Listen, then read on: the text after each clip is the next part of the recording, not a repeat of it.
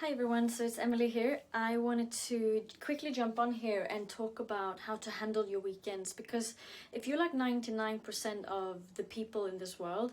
we have a more active social lives on the weekends, which makes it a little bit more trickier to stick to a plan in general. So I want to give you a couple of tools that you can be using if you're going to have a social life on the weekends, but you still want to see great progression in your transformation journey. So here we go. So in this example, the person is actually managing to lose weight on 2,000 calories per day, which averages out to 14,000 calories across the week. But let's say that this was just a very small deficit for this person, meaning that if you were adhering to the plan fully throughout the week, you would see the progression that you were wishing for. However, coming to the weekend, if you're not diligent to the plan, you'll see that it's very easy to overeat a lot of calories, which then will cancel much more easily out the weekly averages, and instead of you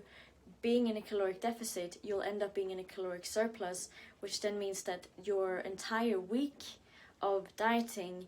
has now gone out of the window and the actual average ends up in a surplus. And that will unfortunately either stall your progression for 1 week, or if we're seeing that this happens repeatedly, this is where people tend to be putting weight back on again because their deficit is not big enough, or they have no control over the weekends. And so let's just talk about those two strategies that I'm going to give you today, how to handle your weekends a little bit better. So the first strategy is actually to borrow calories early in the week and then delaying them for the weekend, which, if in this case, say that we would take off 200 calories Monday through Friday, and then we have this big event on the Saturday, or a meal out, or whatever it is that you want to be enjoying, that means that you would have buffered a total of 1,000 calories extra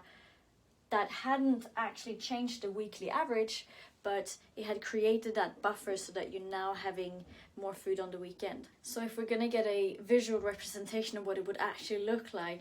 you would then just cut off the top ends of the pillars Monday to Friday, and then you just add on top onto the Saturday. And that is a really good strategy if you're doing a one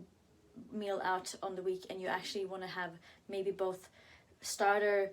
and main, and potentially even a dessert. So that is strategy number one. Strategy number two, which actually for me personally, it's my way of doing things when I know I'm gonna have a meal out, because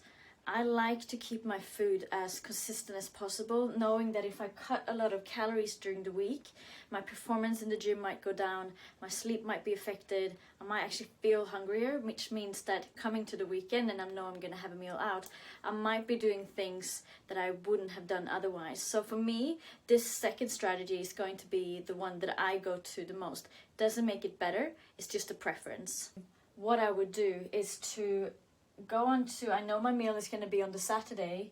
and if that was my 2,000 calories, which would keep me in a slight caloric deficit, knowing that I would go out for a meal, what I would do, I would literally probably do a very, very low calorie day, potentially only have 500 calories, knowing that I have remaining 1,500 calories,